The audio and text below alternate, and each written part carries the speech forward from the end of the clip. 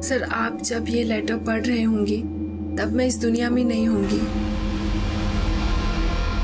उस दिन पूरा देश होली के रंगों के साथ जश्न मना रहा होगा, पर मैं जिंदगी के अंधेरों में खो चुकी होंगी। लेकिन मरने से पहले मैं डिक्लेयर करती हूँ कि मेरी मौत के जिम्मेदार रणजीत सिंह, मनोज कांत सिन्हा और चेतन कटारिया हैं। मेरी ज़िंदगी को न्याय नहीं मिला सर, पर मैं उम्मीद करती हूँ मेरी मौत को न्याय ज़रूर मिलेगा। नमस्कार, मैं senior inspector Abhimanyu Jindal, crime petrol Dastak में आप सभी का स्वागत करता हूं और साथ ही सोनी टीवी और क्राइम पेट्रोल की पूरी टीम की तरफ से आप सभी को होली की बहुत बहुत शुभकामनाएं, बहुत बहुत मुबारकबाद। आज जो केस मैं आप लोगों के सामने रखने जा रहा हूं, यह केस पिछले साल होली पर ही मेरे सामने आया था।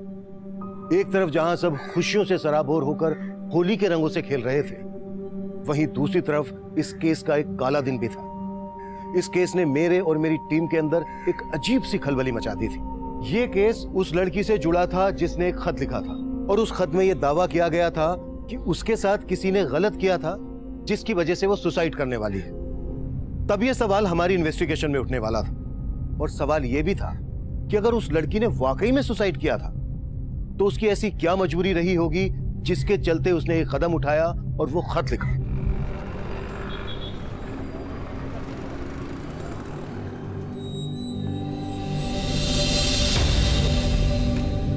आओ, मैं तो छोड़ देता हूँ, तुम्हारा किराया बच जाएगा। जीजू, मुझे जाना है वसंत विहार और आप जाते हो करोल बाग। मुझे ड्रॉप करने गए ना तो आपका 1 लीटर पेट्रोल वेस्ट हो जाएगा। सो अच्छा है कि मैं ऑटो से चली जाऊँ। और देखो, ऑटो भी आ गया। ऑटो, अरे ऑटो। जीजू, thanks and bye.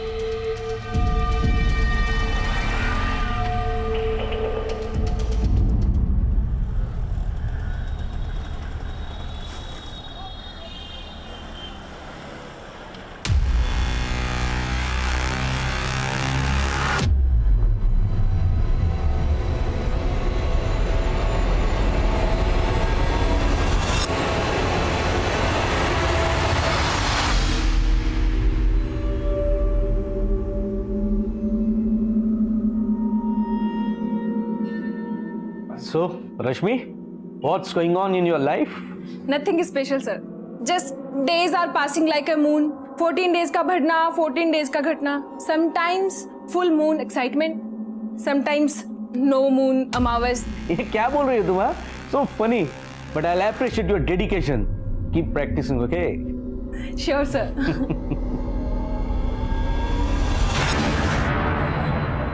One second, sir. Yeah, sure.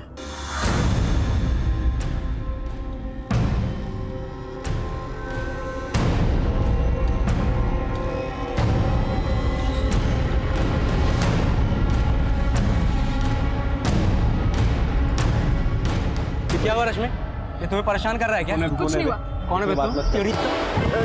विजय, छोड़ो उसे। मैंने कितनी बार तुमसे कहा कि मेरे मामले में टांग मत अड़ाया करो।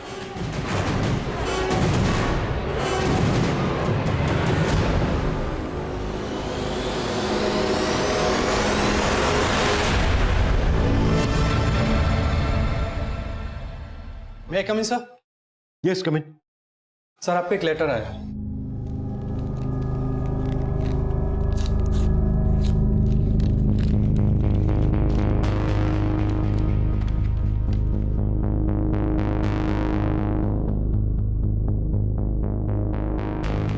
ये लेटर रश्मि नाम की एक लड़की ने लिखा है। वो लिखा है कि जब हम ये लेटर पढ़ रहे होंगे तो वो सुसाइड कर चुकी हो। इस सुसाइड के लिए उसने 3 लोगों को जिम्मेदार ठहराया है: रणजीत सिंह, मनोज कांत सिन्हा और चेतन कटारिया। लेकिन सर, एक बात है, रश्मि ने इस लेटर में इन 3 लोगों को अपनी मौत का जिम्मेदार बताया, पर उसने ये नहीं लिखा है कि इन तीनों ने उसके साथ किया क्या। और हैरानी की बात यह है कि इस लड़की ने अपना एड्रेस लाजवंती गार्डन का लिखा है। अगर ये वहां की रहने वाली है तो फिर इसने ये लेटर यहाँ वसंत विहार थाने में क्यों भेजा? शर्मा, एक काम करो, लाजवंती गार्डन पुलिस को कांटेक्ट करो और पता करो कि वहां पर रश्मि नाम की किसी लड़की का सुसाइडल केस आया है क्या। Right sir.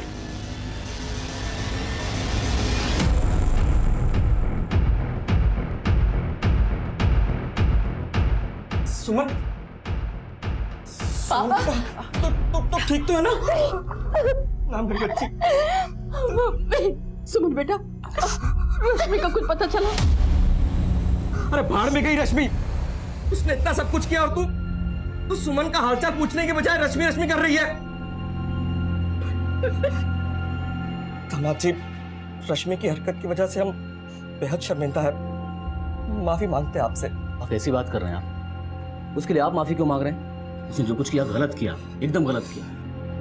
तो भगवान का शुक्र है कि सुमन को कुछ नहीं हुआ, वो सही सलामत है।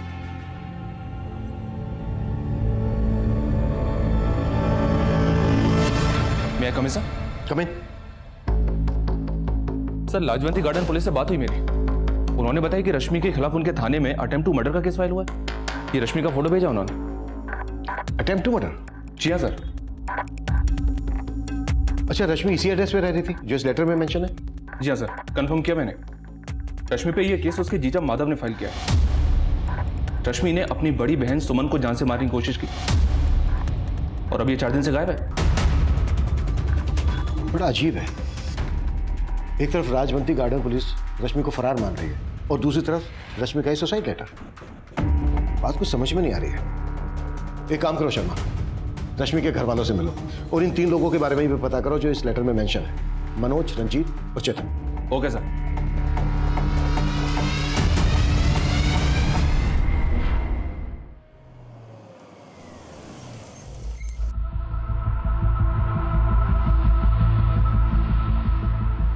देखिए, भले ही आपने रश्मि के खिलाफ अटेम्प्ट टू मर्डर और चोरी का केस फाइल किया, पर उसने हमारे वसंत विहार थाने में एक लेटर भेजा है। ये देखिए, इसमें लिखा है कि किसी रंजीत, मनोज और चेतन ने उसके खिलाफ कुछ गलत किया है और इसी वजह से उसने आत्महत्या कर ली है। क्या? आत्महत्या? नहीं साहब, मेरी बेटी ऐसा कभी नहीं कर सकती। उसने जो किया वो कम नहीं है। पहले तो अपनी बहन को जख्मी करके भाग गई और अब ये चिट्ठी लिखकर खुद को बचाने की कोशिश कर रही है। आप रश्मि के क्या लगते हैं? सर, मेरे मम्मी पापा हैं। ये भी आपके साथ यहाँ रहते हैं? नहीं सर, ये आज ही गाँव से है। और आपको? मेरे हस्बैंड। जी। तो आप सब मानते हैं कि रश्मि ने आपको जान से मारने की कोशिश की और ये जो लेटर उसने हमें भेजा है तो उसकी कोई चाल है? सर, हमें नहीं पता कि उस लड़की के मन में क्या चल रहा है, लेकिन उसने हम लोगों के साथ कभी भी अच्छा नहीं किया। मम्मी पापा के साथ रोहतक में रहती थी तो उन लोगों को तंग करके रखा था। मम्मी पापा ने उसे यहाँ भेजा तो छी, शर्म आती है मुझे उसे अपनी बहन कहते हुए। और सुमन जी, रश्मि ने आपको जान से मारने की कोशिश क्यों की? मेरा मतलब, क्या रश्मि का आपके साथ कोई झगड़ा हुआ था? मैं और मेरे हस्बैंड उसे यहाँ दिल्ली में सेट करना चाहते थे, पर उस लड़की के इंटेंशन ही गलत थे।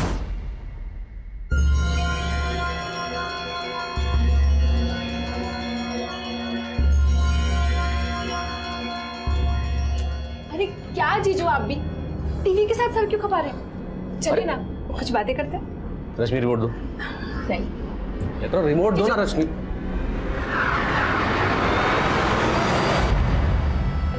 सॉरी जीजू। ओके।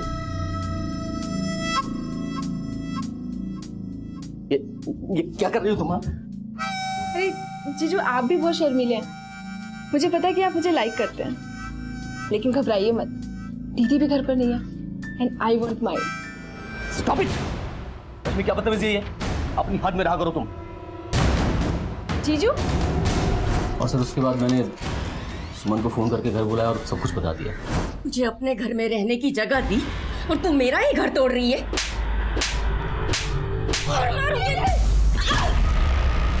सुमन! सुमन! तुम आगे खोलो। सुमन! सुमन! एक्चुअली उसे सुमन की बिल्कुल पड़ी नहीं थी और उस घटना के बाद वो घर भी वापस नहीं आई। मैं तो पुलिस में कंप्लेन नहीं करना चाहता था, लेकिन जब सुमन को लेकर हॉस्पिटल गया तो वहाँ इसका केस देकर उन्होंने खुद ही पुलिस को बुला लिया। उसके बाद मालूम पड़ा सर वो फोन बंद करके गायब हो गई। सर, वो लड़की सुसाइड करने वालों में से नहीं है। वो शायद डर गई है और ये लेटर आपको लिखकर पता नहीं क्या साबित करना चाहती है।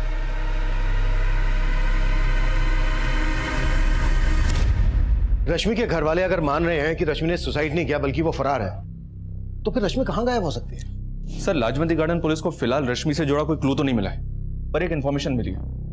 उनका कहना है कि रश्मि को आखिरी बार उसके सलून की को वर्कर निशा के साथ देखा गया। सलून? रश्मि सलून में काम करती थी? जी हाँ सर, और ये सलून यहाँ वसंत विहार में ही है। वो वहां भी कई दिनों से नहीं गई है। मैं कमिंग सर। सर, लाजवंती गार्डन पुलिस से एक नया अपडेट मिला है। नोएडा पुलिस ने उनसे अभी अभी कांटेक्ट किया था। दरअसल नोएडा पुलिस को 5 दिन पहले एक लड़की की लाश मिली थी। सर, लाश डिकम्पोज थी। पहले पुलिस को लाश के पास कुछ भी नहीं मिला था, लेकिन बाद में नोएडा पुलिस को वो तालाब के पास एक पर्स मिला था। उस पर्स में रश्मि की आईडी थी। इसका मतलब वो लाश रश्मि की हो सकती है। सर, हमने जब इस लड़की का पोस्टमार्टम करवाया तो हमें यह पता चला कि इसकी मौत तकरीबन 5 दिन पहले लंग्स में पानी भरने की वजह से हो गई थी। यानी कि 25 फरवरी को। और हमें वो लेटर भी 25 फरवरी को ही पोस्ट किया गया था। पोस्टमार्टम रिपोर्ट से और कुछ पता चला? हाँ सर, बहुत ही ब्रूटल रेप है सर। लड़की के प्राइवेट पार्ट्स पे इंजरी के कई मार्क्स मिले, लेकिन लाश पानी में होने की वजह से बॉडी से हमें कोई डीएनए सैंपल नहीं मिला सर। उस लेटर में 3 लोगों का नाम मेंशन किया गया है, मनोज, रंजीत और चेतन। हो सकता है उन तीनों ने ही रश्मि का रेप किया हो, लेकिन रश्मि के घर वाले इस लेटर पर भरोसा नहीं कर रहे हैं। सर, ये चक्कर हमें भी समझ में नहीं आ रहा, क्योंकि उसके घर वालों में से कोई भी लाश की शिनाख्त करने नहीं आया। उनका ये कहना है कि रश्मि से उनका कोई लेना देना नहीं है। What? एक बात और गौर करने वाली है। रश्मि रहती थी लाजवंती गार्डन में, उसका ऑफिस था वसंत विहार में, और उसकी लाश मिली नोएडा में, जबकि उसने लेटर पोस्ट किया वसंत विहार थाने में। इसका मतलब यह है कि रश्मि ने यह तो डिसाइड कर लिया था कि उसे सुसाइड करना है, लेकिन रश्मि सुसाइड करने यहाँ नोएडा क्यों आएगी? रश्मि का वो खत, रश्मि के साथ हुई दरिंदगी और उसकी संदिग्ध मौत के कई राज छुपाए हुए थे। मीडिया ने भी इस केस को काफी सनसनीखेज बना दिया था, क्योंकि रश्मि का रेप हुआ था, और रेप जैसी दुखद घटनाएं हमारे देश और समाज में हमेशा एक संजीदा मुद्दा रहा है। आज के वक्त में रेप जैसे घिनौने अपराध आए दिन हो रहे हैं, और पुलिस को अब फिर उस लेटर की सच्चाई पे शक है। पुलिस कश्मकश में है कि नोएडा में मिली लड़की की लाश वाकई रश्मि की थी या किसी और की। पुलिस को कुछ समझ में नहीं आ रहा। भले ही रश्मि के घर वालों ने उस पर अटेम्प्ट टू मर्डर का चार्ज लगाया हो, लेकिन पुलिस को उस लेटर पर ध्यान देना होगा, क्योंकि ये मुद्दा रेप जैसे घिनौने अपराध से जुड़ा है। मीडिया जो सवाल उठा रहा था, हमने उनके उन सवालों के जवाब उन्हें दे दिए थे। बायोमेट्रिक टेस्ट से यह साफ हो गया था कि वो लाश रश्मि की ही थी, और उस खत में जो हैंडराइटिंग थी उसको रश्मि की हैंडराइटिंग से मैच करवाकर हमने ये भी कंफर्म कर लिया था कि वो खत रश्मि ने ही लिखा था। पर रश्मि के खत में 3 नाम थे, मनोज, रंजीत और चेतन, जिन्हें रश्मि ने अपना गुनहगार बताया था। लेकिन रश्मि की बदहाल और संदिग्ध मौत के लिए सिर्फ ये 3 नहीं, कई और लोग भी जिम्मेदार थे। अब यह केस पूरी तरह से हमें सौंप दिया गया था, और हम रश्मि से जुड़े हर इंसान से मिलकर मनोज, रंजीत, चेतन सहित उसकी जिंदगी के हर खलनायक को खोज रहे थे।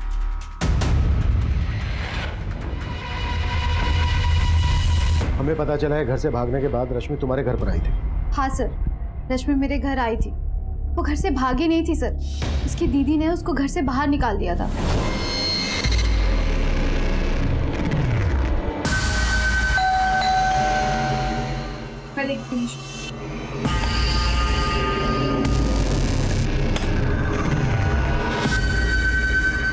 निशा, क्या हुआ?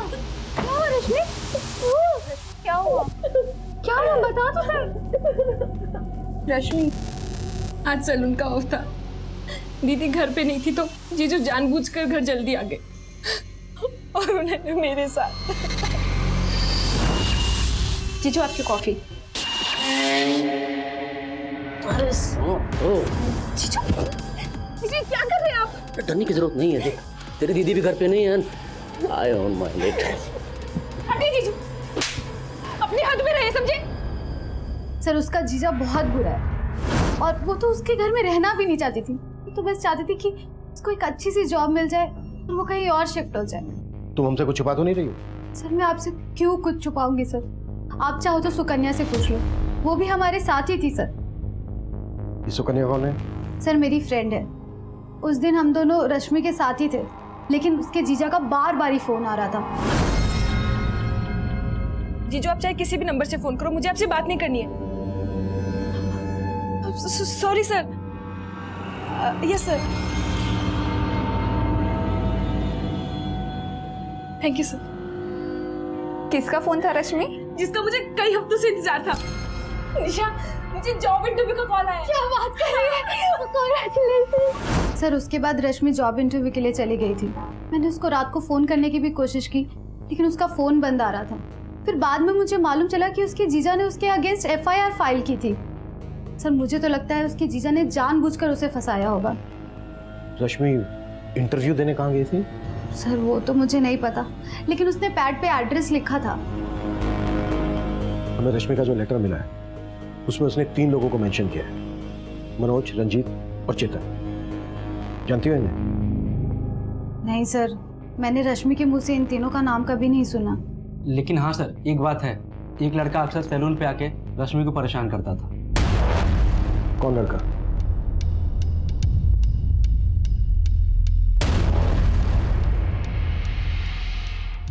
ये जो लड़का CCTV में दिखा है, हो सकता है मनोज, रंजीत और चेतन में से ही कोई हो। इस लड़के के बारे में पता करो और रश्मि के जीजा की भी कुंडली निकालो। हो सकता है रश्मि पर उसकी गंदी नजर और रश्मि के कॉल रिकॉर्ड्स में मौजूद हर नंबर को इन्वेस्टिगेट करो। Right sir. रश्मि रेप और मर्डर केस में पुलिस इन तीनों लोगों को ढूंढ रही है जिनका नाम लेटर में लिखा था, जो रश्मि ने सुसाइड से पहले पुलिस को भेजा था। लेकिन पुलिस अब भी उन तीनों लोगों का नाम मीडिया में डिस्क्लोज करने से मना कर रही है। सुमन, हो सकता है तुम्हें कोई गलतफहमी हो रही है। रश्मि इतनी बुरी नहीं है जितना कि तुम लोग उसे बना रहे हो। मम्मी क्या कहना चाहती हैं? माधव बुरे हैं? अरे अपने आंखों पर से रश्मि के नाम की पट्टी हटाइए। वो ऐसी ही थी, तभी उसके साथ रेप हुआ है। अगर सही समय पर उसे संभाल लिया होता ना तो ये नहीं होता।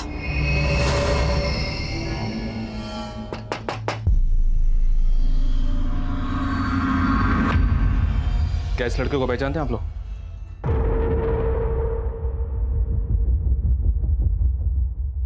ये तो आदित्य है। आदित्य कौन? साहब ये रोहतक में रहता था। 1 साल पहले जब रश्मि हमारे साथ रहती थी तो ये उसके साथ भागने वाली थी।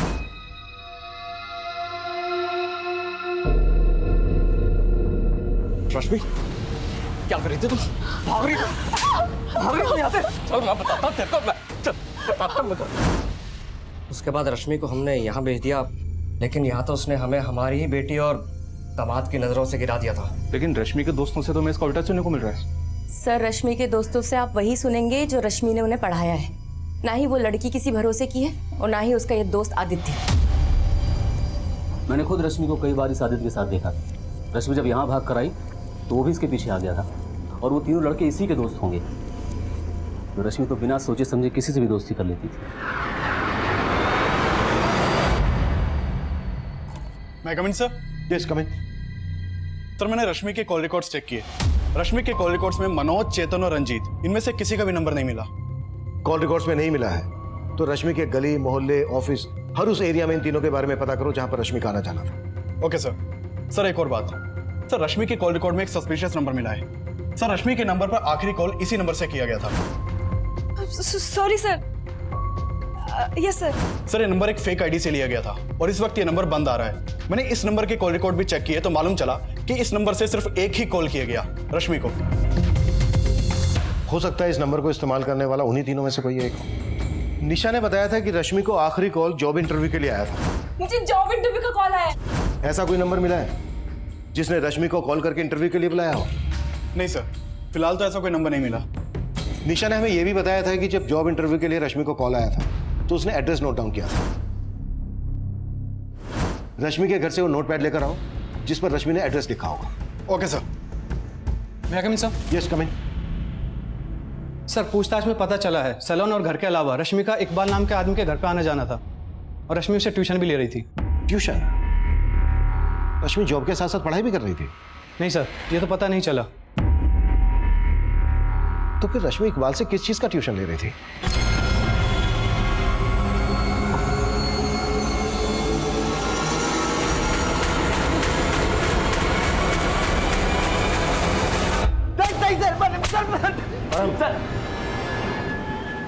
चलो जा सर मैं किसी चेतन, मनोज, रंजीत को नहीं जानता हूं सर।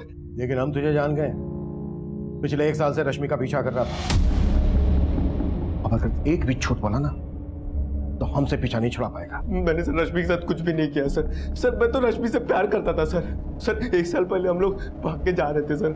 हमने प्लान भी बना लिया था, लेकिन सर मेरे पेरेंट्स की वजह से मैं नहीं जा पाया था सर। और इसी वजह से सर रश्मि मुझसे नाराज थी सर। मैं तो सिर्फ रश्मि को मनाने की कोशिश कर रहा था सर। वो नहीं मानी तो उसके साथ ये कांड कर दिया।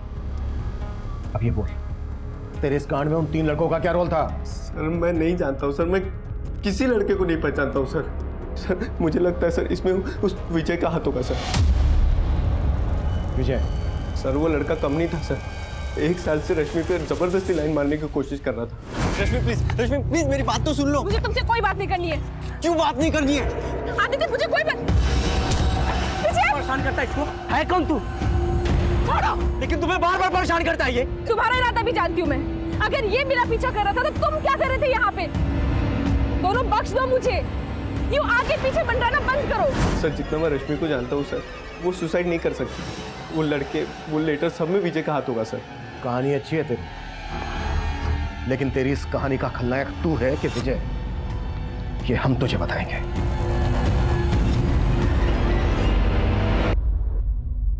थैंक्स निशा, तुमने वो सब बातें पुलिस को नहीं बताई, वरना उनको गलतफहमी हो जाती। गलतफहमी तो तुम्हें थी कि रश्मि तुम्हारी हो जाएगी। पता नहीं तुम सच कह रहे हो या एनीवेज, मैं हूँ तो तुम्हें टेंशन लेने की कोई जरूरत नहीं। I am always with you.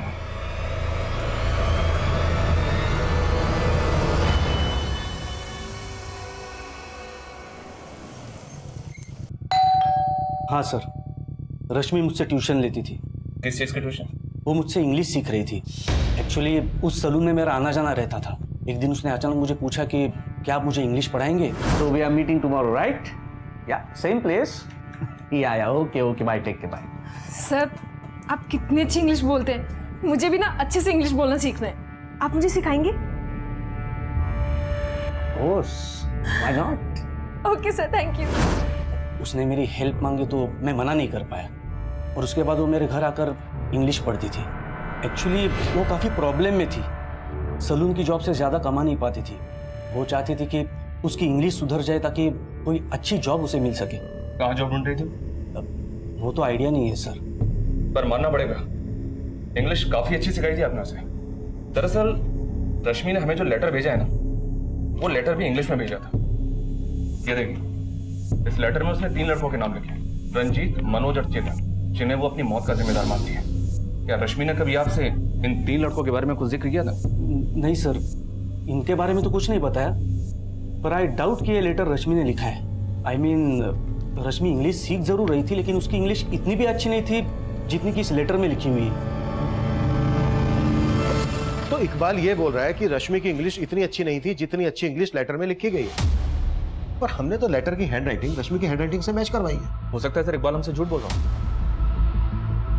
पर इकबाल किस मकसद से झूठ बोलेगा? चलो एक बार को हम मान लेते हैं कि इकबाल जो बोल रहा है वो बिल्कुल सही है, रश्मि की इंग्लिश इतनी अच्छी नहीं थी।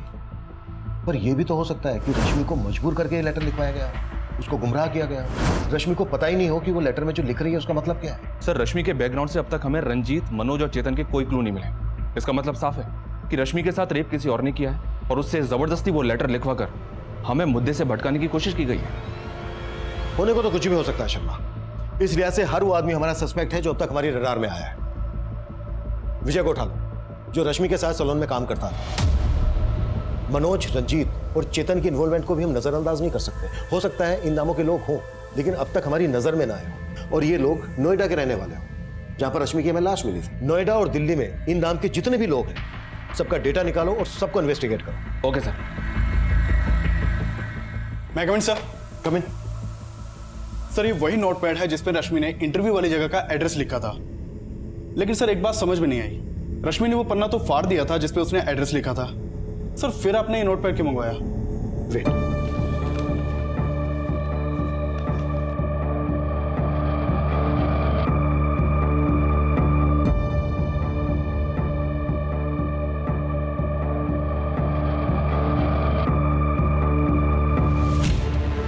प्रशांत टावर, वसंत कुंज, सी ब्लॉक। अब समझ में आया नोटपैड मैंने क्यों मंगवाया था? जी सर। प्रशांत टावर, वसंत कुंज, जहां पर रश्मि इंटरव्यू देने गई थी, यहां पर चलकर देखते हैं। गाड़ी निकलो।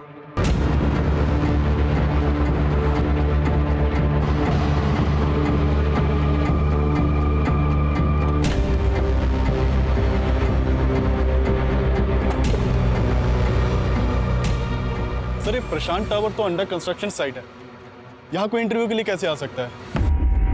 पर किसी को यहाँ रेप और मर्डर करने के लिए तो लाया जा सकता है।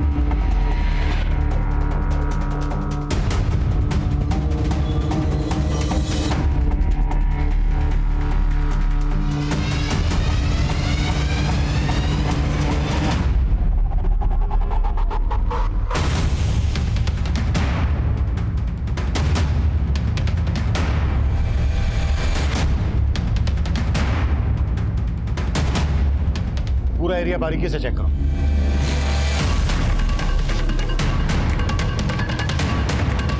Sir button. यहाँ जरूर कोई कांड हुआ है। अभिषेक सर, फॉरेंसिक टीम बुलाओ तुरंत और पता करो ये जगह किसकी है और यहाँ किन किन लोगों का आना जाना है। सर। हाँ सर, मैं मानता हूँ कि मैं रश्मि को पसंद करता था, लेकिन ऐसा मैंने कुछ भी नहीं किया है। हम भी मानते हैं कि सबसे पहले तूने हमें आदित्य के बारे में बताया था, लेकिन तूने ये नहीं बताया था कि सिर्फ आदित्य का और रश्मि का ही नहीं बल्कि तेरा और आदित्य का भी झगड़ा था। नहीं सर, आदित्य से मेरा कोई झगड़ा नहीं था। मैं उस लड़के से सिर्फ रश्मि को प्रोटेक्ट करने की कोशिश करता था। लेकिन अब तुझे हमसे कोई प्रोटेक्ट नहीं कर पाएगा। देख विजय, बोल दे, रश्मि ने वो सुसाइड लेटर क्यों लिखा था और लेटर में लिखे रंजीत, मनोज और चेतन के साथ तेरा क्या कनेक्शन है? चल बोल। भगवान कसम सर, मेरा किसी के साथ कोई कनेक्शन नहीं, लेकिन हाँ, रंजीत नाम के एक आदमी को मैं जानता हूँ, इसे रश्मि भी जानती थी। किसकी बात कर रहे तू? सर, हमारे सैलून के पास में रंजीत की शॉप है। तो उस रंजीत के बारे में तूने हमें पहले क्यों नहीं बताया? क्योंकि सर हम लोग उसे रिंकू नाम से बुलाते थे, लेकिन कल ही मुझे पता चला कि उसका पूरा नाम रंजीत है।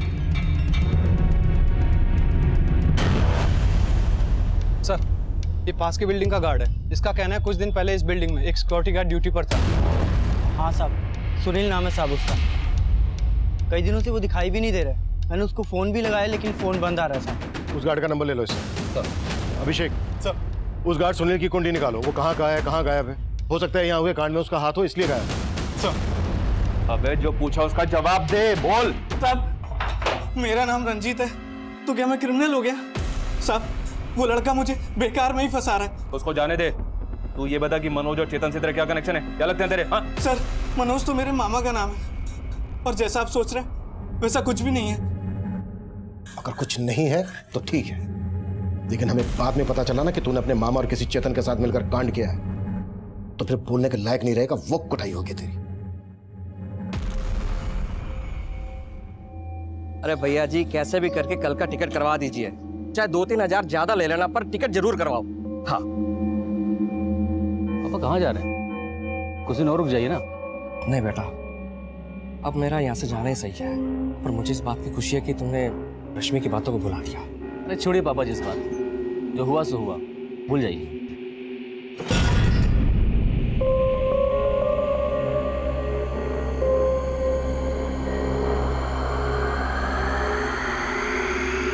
अरे क्या है हा? क्या है तुम्हारी माँ यार? जब देखो घूरती रहती है। सच बता रहा हूँ, अगर मेरा दिमाग खराब हो गया ना तो कसम से बता रहा हूँ। क्या खराब हो जाएगा तुम्हारा दिमाग? क्या खराब हो जाएगा?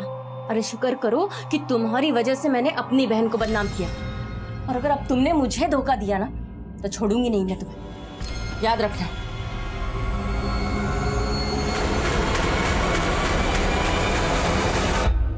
सर, ये प्रशांत टावर के सिक्योरिटी गार्ड सुनील की फोटो है। सर, सुनील के मोबाइल नंबर के सर्विस प्रोवाइडर से इसका फोटो मिला है। सुनील गोविंदपुरी का रहने वाला, लेकिन इसके घर पे ताला लगा है और पिछले 1 हफ्ते से इसका नंबर भी बंद है। सर, सुनील के कॉल कोड में किसी मनोज, चेतन या रंजीत का नंबर नहीं मिला।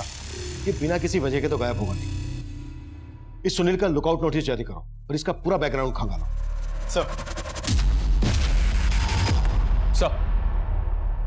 सर, मैंने दिल्ली और नोएडा में रहने वाले सभी रंजीत, मनोज और चेतन नाम के लोगों का आधार कार्ड का डेटा निकलवाया, और उनमें से मुझे ऐसे 3 रंजीत, मनोज और चेतन मिले हैं जिनका आपस में कनेक्शन है। ये देखिए सर।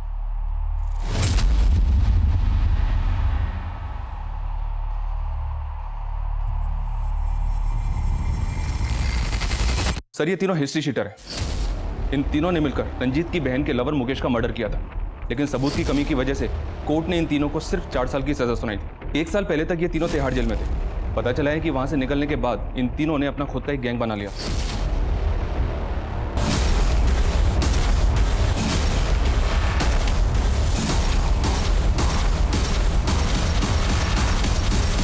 सर, ये तीनों इलीगल आर्म्स डीलिंग के धंधे से जुड़े हैं। नोएडा, गाजियाबाद और मेरठ में अपना धंधा करते हैं, और काफी टाइम से अंडरग्राउंड है। और रश्मि की लाश मिली थी हमें नोएडा में। हो सकता है इन तीनों की रश्मि पर गंदी नजर रही हो और इन तीनों ने ही रश्मि का रेप किया। अपने खबरियों को अलर्ट करो, इन तीनों की एक एक डिटेल निकालो। ये तीनों मुझे जल्द से जल्द अंदर चाहिए। Okay sir. भैया कमिन सर। कमिन। सर अभी रश्मि की माँ का फोन आया था, उसने रश्मि के जीजा से जुड़ी कई बातें बताई।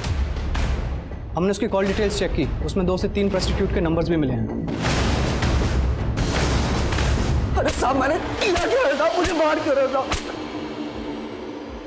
आखिर मैंने किया क्या साहब? सब बता था। इस बात का अंदाजा मैं पहले से ही था कि रश्मि के ऊपर तेरी बुरी नजर होगी। तेरी बीवी और ससुर ने तेरे पक्ष में बोला, लेकिन रश्मि की माँ ने हमें सब कुछ बता दिया, सब कुछ। अरे सर वो अपनी बेटी की प्यार में पागल है सर, उसे नहीं पता रश्मि कैसी थी। तेरा कैरेक्टर भी पता चल गया हमें। बीवी के होते हुए प्रोस्टिट्यूट के पास जाता है। तेरे कॉल रिकॉर्ड से पता किया हमने। अब अगर तूने और झूठ बोला ना तो उल्टा लटका के मारूंगा तुझे। सर मैं मानता हूँ कि रश्मि मुझे पसंद थी और उस दिन मैंने ही रश्मि के साथ। जीजू आपकी कॉफी।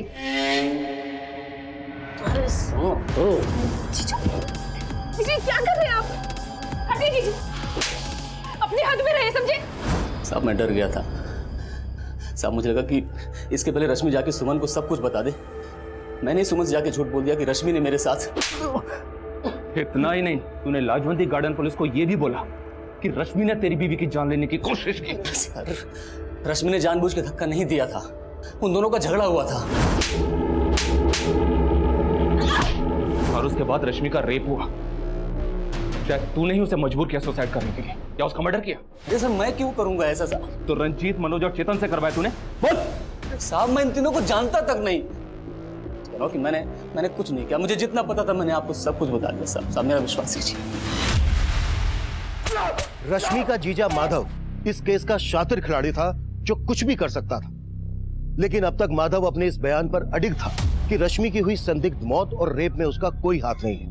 माधव के अलावा आदित्य और विजय भी हमारी रडार पर थे।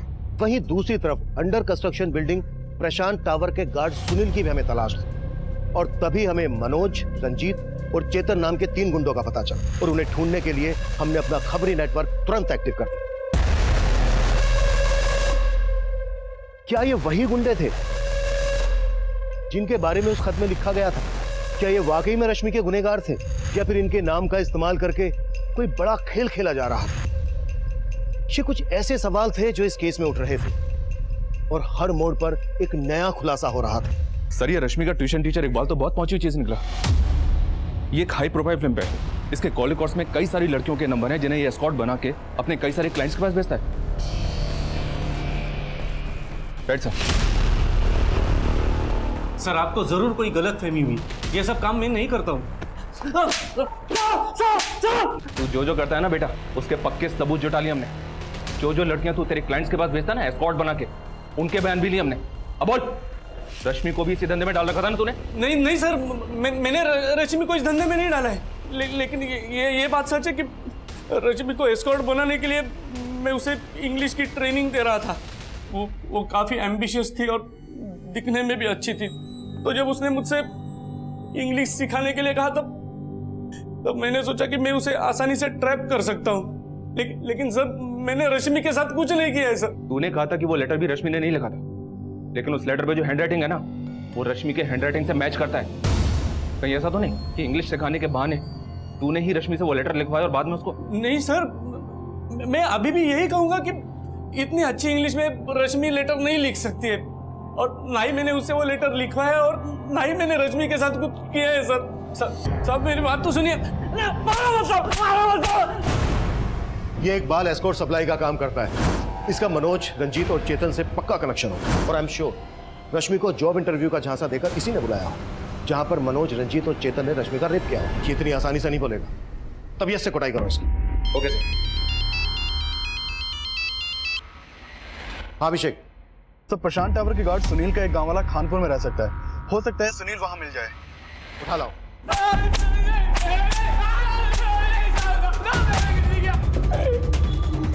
चल हो जा शुरू।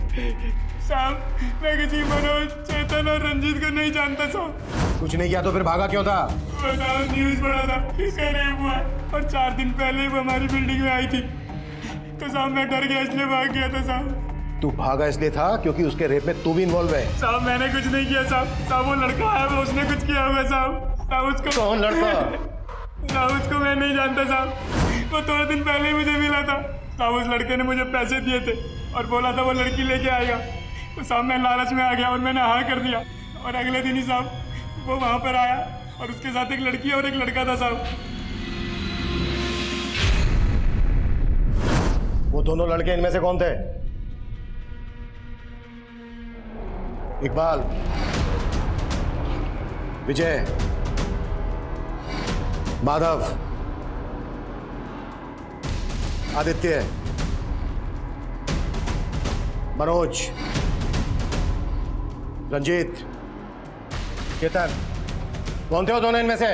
साहब मैं उसको बहुत अच्छे तरह से पहचानता हूँ साहब, और इनमें से वो कोई भी नहीं था। और साहब दूसरा लड़का, उसको तो मैंने देखा भी नहीं था साहब। जिस लड़के ने तुझे पैसे दिए थे उसका स्केच बनवा सकता है? जी साहब।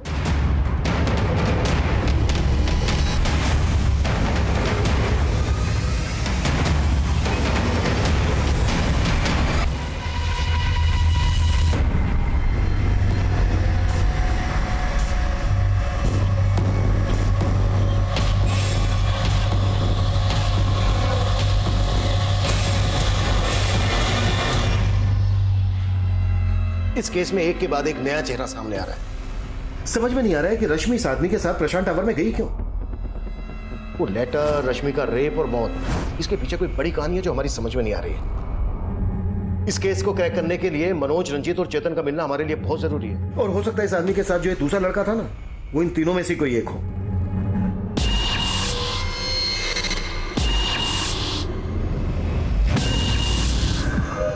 बोल भाई, अभी क्या करने का है? एक काम करते हैं, दोनों अंडरग्राउंड हो जाता है, और जब तक मामला शांत नहीं हो जाता कोई भी बाहर नहीं आएगा। सर, खबरियों से रंजीत, मनोज और चेतन के ठिकाने के बारे में एक इन्फॉर्मेशन मिली है। फील्डिंग लगा दो शर्मा, तीनों बचने नहीं चाहिए। ठीक है सर।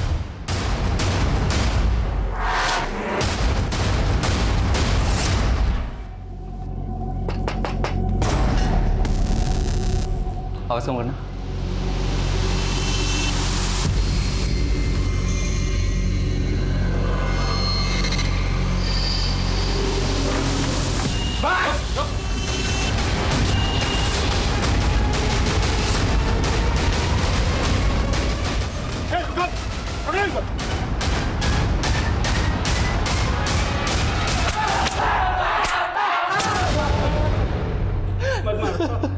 साहब हम मान दे 2 नंबर के काम करते हैं, लेकिन हमने किसी रश्मि को नहीं मारा। हम तो जानते तक नहीं उस लड़की को। हाँ साहब, जब से मीडिया में हमारा नाम उछला है हम खुद परेशान हैं। आखिर उस लड़की ने अपने खत में हमारा नाम क्यों लिखा? देखो, अब तुम यहां से बाहर नहीं जाने वाले हो, इसलिए जो भी सच है बोल दो। हम कह रहे हैं ना, हमने कुछ नहीं किया उस लड़की के साथ। सिर्फ तुम लोगों ने नहीं, बल्कि ये भी था तुम लोगों के साथ। कौन है? साहब ये तो मयंक है साहब। तो जानते हो उसको? क्या क्या किया इसके साथ मिलकर? साहब हम इससे क्यों मिलेंगे, ये तो हमारा दुश्मन है। हाँ साहब, इसके साथ तो हमारा 36 का आंकड़ा है। पक्का इसी ने हमारा नाम उछाला होगा इस केस में। जब तक ये सच ना हुए तब ऐसे कड़ाई करेंगे। तो इन सबको बहुत ऊपर नीचे किया, लेकिन सबके सब वहीं अटके हुए हैं। सर, मैंने इस मयंक की गोली निकाली। ये भी हिस्ट्री शीटर है और ये भी इलीगल आर्म्स डीलिंग के धंधे में है। और ये भी सच है सर कि मयंक इन तीनों का कट्टर दुश्मन है। Police control room. हाँ जी बोलिए।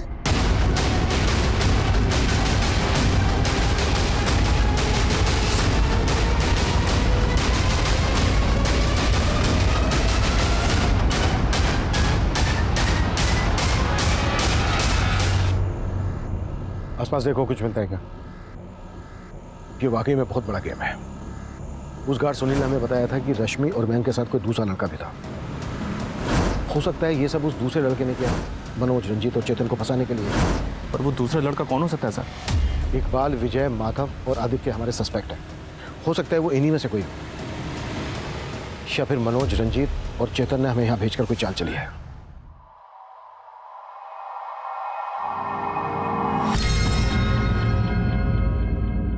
देखो, अब झूठ बोलने से कोई फायदा नहीं है।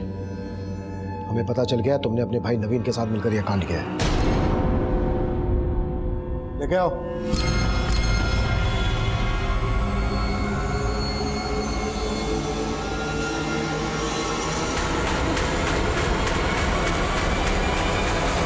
तो अपने कॉलेज के एक लड़के के अटेम्प्ट टू मर्डर केस में सजा काट चुका है। हमें जहां मयंक की लाश मिली वहां तेरा फोन एक्टिव था। अब तू ये बोल, तूने ये क्यों और किस मकसद से किया? बोले। वो जब मैं जेल में अपनी सजा काट रहा था तो उसी वक्त रंजीत, मनोज और चेतन भी अपनी सजा काट रहे थे। अबे घबराता क्यों है? हम तो तेरे अपने हैं राजा। सर मैंने कई बार जेल में उनकी शिकायत भी की, लेकिन वो तीनों किसी से नहीं डरते थे। उन्होंने मेरा वहाँ पे जीना नर्क से भी बदतर कर दिया था। मेरे रिहा होने से 6 महीने पहले ही वो लोग रिहा हो गए थे। उसके बाद भी उनकी ज़्यादतियाँ मुझे सोने नहीं देती थी। मैं उनसे बदला लेना चाहता था, लेकिन कैसे, ये मेरी समझ में नहीं आ रहा था। तो जब मुझे पता चला कि मयंक नाम के क्रिमिनल के साथ उनका 36 का आंकड़ा है, तो मैं मयंक से मिला। तो उन भूतनी वालों ने तेरा रेप? तू भी बदला लेना चाहता है ना उनसे, तो हाथ क्यों नहीं मिला लेता मेरे से? हाथ मिला के क्या करेगा? क्या उखाड़ लेगा तू उनका? एक प्लान है मेरे पास। सर मैं उनको रेप केस में अंदर करवाना चाहता था, ताकि वो लोग भी वही टॉर्चर सहन करें जो उन्होंने मेरे साथ किया था। सर रश्मि निशा की दोस्त थी। मैं जब भी रश्मि को मिलती निशा के साथ, तो वो उसको अपने प्रॉब्लम शेयर किया करती थी। वो अपने जीजा और एक्स बॉयफ्रेंड से तंग आ चुकी थी, और वो एक नई जॉब के लिए भी डेस्परेट थी, ताकि वो अपनी बड़ी बहन और जीजा का घर छोड़कर जा सके और अलग रह सके। और इसी चीज़ का सर हमने फ़ायदा उठाया। मैंने सुकन्या से उसका नंबर लिया और उसे कॉल की, और सर मैंने उससे कहा कि मैं एक रियल एस्टेट कंपनी में मैनेजर हूँ और हम एक एग्जीक्यूटिव की तलाश है जो हमारे क्लाइंट्स को फ्लैट्स वगैरह दिखा सके। सर फिर इंटरव्यू के बाद डेमो के बहाने हम उसे प्रशांत टावर ले गए। सर कंस्ट्रक्शन 6 महीने में कंप्लीट हो जाएगा, और फिर उसके बाद आपको पोजीशन मिल जाएगा। वाह, गुड रश्मि। लेकिन तुमने तो कहा था कि तुम्हें इंग्लिश में बात करनी नहीं आती। सर सच बताऊं तो मुझे इंग्लिश अच्छे से नहीं आती है, लेकिन अभी मैं सीख रही हूँ। इंग्लिश में लिख तो सकती हो ना? जी सर। रश्मि ये लेटर लिखो, और उसे मिसगाइड करके उससे वो लेटर लिखवाया। उसके बाद हमने उसे नोएडा के तालाब में डंप कर दिया और उसका बैग और बाकी सामान वहीं फेंक दिया। सर हमने इसलिए वहाँ पे उसको डंप किया था क्योंकि मुझे पता था रंजीत, मनोज और चेतन उसी एरिया में धंधा करते हैं, और फिर सुकन्या ने वो लेटर पोस्ट कर दिया। प्रशांत टावर में हमें शराब की कुछ खाली बोतलें और कॉन्डोम्स के पैकेट मिले। वो वहाँ कैसे पहुँचे? वो मुझे नहीं पता सर, क्योंकि जब हम वहाँ पहुँचे तो वो चीज़ें वहाँ पर पहले से ही थी। मयंक ने तो सब में तेरा साथ दिया था ना, मयंक को क्यों मारा? सर क्योंकि आप लोग उसके पीछे पड़ गए थे, और मुझे डर था कि अगर वो पकड़ा जाता तो फिर हम दोनों भी फंस जाते, इसलिए मैंने मयंक को मार दिया सर।